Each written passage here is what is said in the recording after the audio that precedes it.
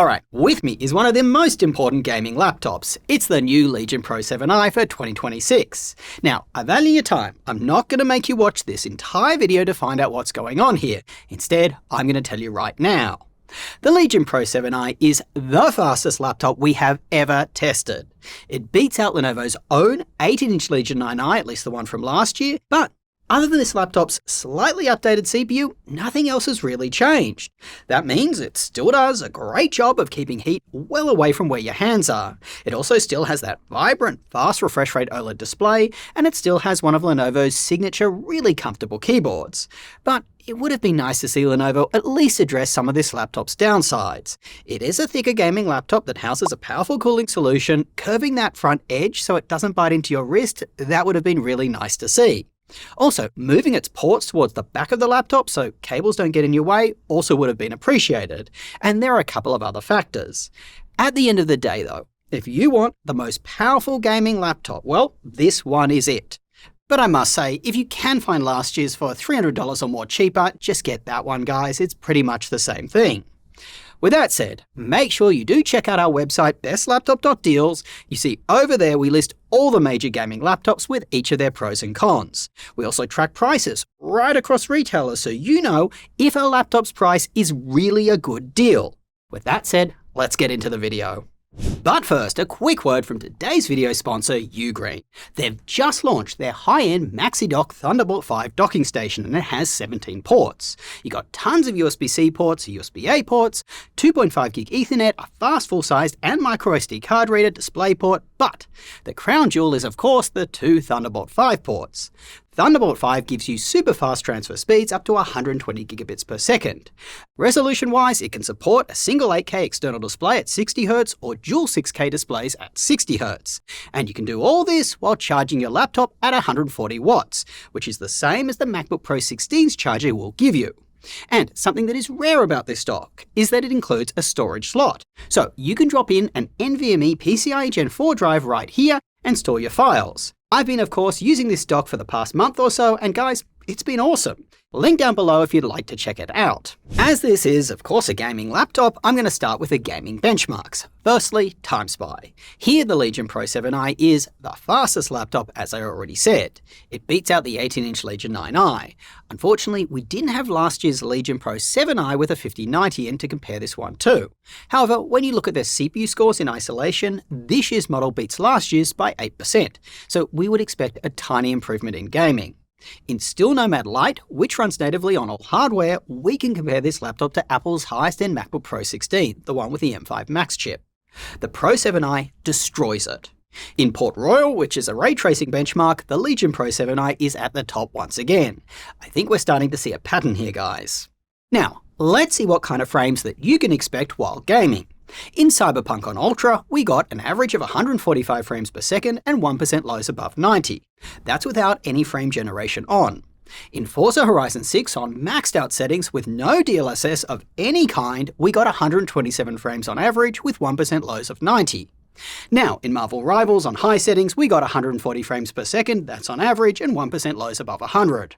This should clearly provide you with a very smooth gaming experience in all your ranked games. We actually recently had Sam join the team as our resident professional gamer. He was Challenger last season in League of Legends. I just really wanted to make our gaming laptop reviews more in-depth. He mentioned that competitive gamers are likely to turn down the settings to maximize frames. So, he tried Marvel Rivals on low settings with DLSS set to performance. This boosted the average frame rate to 170 and 1% lows to 130. Now, in Counter-Strike 2, another esports title, when we fully maxed out our settings, we got 330 frames per second on average and 1% lows of 175. So definitely good enough to make use of this laptop's 240Hz display. So how does it feel to actually game on? Well, I was surprised to find that during Cyberpunk and Forza 6, both fully maxed out, the heat was barely noticeable. Lenovo just does an excellent job of directing the heat towards the center and the top of the laptop. This means you just aren't likely to feel it where your hands are, at least not during gaming. You can see in our heat cam that the WASD keys and the palm rest, they are completely cool to the touch, which is a big difference from the Alienware that I reviewed a couple of weeks ago. It gets hot around the WASD keys. Now, another bit of good news is all the heat is directed out the back of the laptop, not out the sides where you would feel it on your mouse hand, at least if you hold your mouse towards the back of the laptop. Fan noise was loud, but better than competing laptops, and I personally didn't feel bothered by it all that much. You won't be bothered by it if you're wearing headphones, of course. If you are though, you can game on the laptop's balance mode. You get a huge drop in fan noise, but be warned, there is also a corresponding drop in performance. Now, some people like us here use powerful gaming laptops for video editing. You might have actually seen them mentioned in the credits of our videos.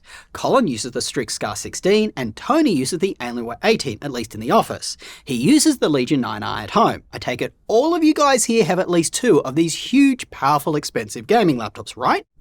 Anyway, in Puget's Premiere Pro test, the Legion just solidly outperforms every other gaming laptop. But the MacBook Pro 16 with the highest end Max chip, it takes the win. Interestingly, the Legion from last year with a 5080 actually outperforms some laptops that have 5090s in them. Now, when testing DaVinci Resolve, the Legion does beat that MacBook. That being said, all these powerful laptops, they seem to tie with a score around 120,000. So the difference between them, it's a bit of a rounding error. In Blender, it's kind of a similar story. The Pro 7i renders the quickest, but there isn't much of a difference between all these powerful laptops. Now, let's take a look at this CPU's performance in isolation, just so you can see how this new Arrow Lake HX Plus chip performs. In Geekbench, the Legion Pro 7i is the best performing Windows laptop we've ever tested. It beats out last year's Legion by 14%. Looking at the Alienware Area 51, another laptop with the same chip, the 290HX Plus, what a name by the way. Anyway, this new Legion beats it by 8%. If you are looking for the fastest processor in a laptop though, Apple's M5 chips, they're still in the lead. In Cinebench, which tests the laptops when they're maxed out, the Mac and the Legion remain at the top, but the results are now closer. However guys, raw performance, it's only part of the picture. Let's look at power draw. Here is where the Macs just really shine, completely destroying this new Intel CPU in raw power efficiency. The MacBook Pro 16 drew far less power to perform around the same. This is a really good case for ARM-based CPUs in gaming laptops. Obviously, we'll see how this plays out when the RTX Spark laptops arrive, should be around the end of the year. Anyway, back on this laptop. This year's Legion burst a little higher than last year's, but on average drew the same amount of power.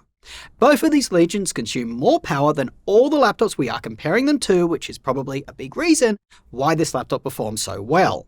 So, given this laptop's huge power draw, what's battery life like? Well, this new one, it does last longer than last year's, 5.5 hours up from 5. This is when we were performing office tasks on repeat with the discrete GPU disabled. You can get better battery life if you buy a Panther Lake laptop, like Asus's new Zephyrus G16. It certainly won't perform as well, but it will last longer when unplugged.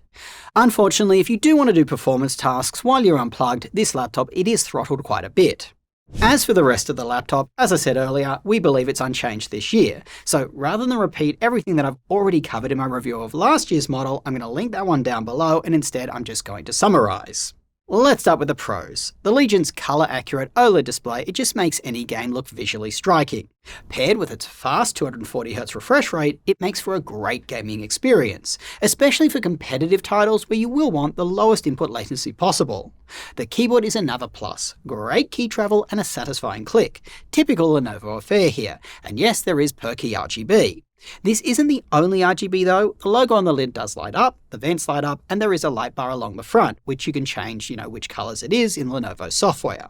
So you can get that awesome looking gaming experience with plenty of RGB, or you can turn off those lights for a more subtle look. Lastly, good news in the internals. The memory, storage, Wi-Fi and battery, they're all accessible and replaceable. To test Linux, we first disable the dedicated GPU because it tends to not function unless you fully install Linux and install those drivers. We then booted up Ubuntu 26.04. Screen brightness controls, keyboard, backlight, Wi-Fi, Bluetooth, webcam and speakers, they worked. But the microphone sounded really terrible and crackly. This is how the microphone sounds in Linux. We then tried to boot up Fedora 44. Screen brightness controls again worked, keyboard backlight, Wi-Fi, Bluetooth and speakers, they worked too. The webcam appeared to work, but when we tried to record on it, it would crash. Big thanks to all our Patreon supporters and YouTube members. Your generosity is enabling us to spend more time testing Linux. And as that number grows, we look forward to doing full installs and even switching to Bazzite. Alright, let's switch gears and talk about this laptop's cons. The chassis just doesn't feel as premium as you'd expect at this price point. Sure, its keyboard deck feels solid, but there is some lid flex. And when you compare it to say a Razer Blade 16 or a Zephyrus G16, you can just tell that this is a step down in build quality. Speaking of the Blade, this laptop's dark material, it also shows fingerprints. There is a light colour available, at least in some regions, where that won't be an issue. But be aware that white colour, at least on a Legion 7a, it did chip. As expected for a powerful gaming laptop, this Legion Pro 7i, it is quite thick and unwieldy. So if you do plan to move it around a lot, that Zephyrus G16 or the Blade 16 I just mentioned, they're looking mighty good. On its heft, it is a thicker laptop. Sam didn't find it cut into his wrist at all, but I personally find that to be an issue. I really want to see Lenovo just curve its front edge, like what Alienware does on their more expensive laptops. One other thing that you'll notice when comparing to the Alienware screen is how glossy the Legion's panel is. The Alienware's anti-glare coating on their OLED display, it's noticeably more effective. Now, even though the keyboard is a pro overall, there is a lot of light bleed around the keys. This can make it just harder to find which key is which in a darker environment. Also, speakers and webcam, they are disappointing, not a strong suit of this laptop.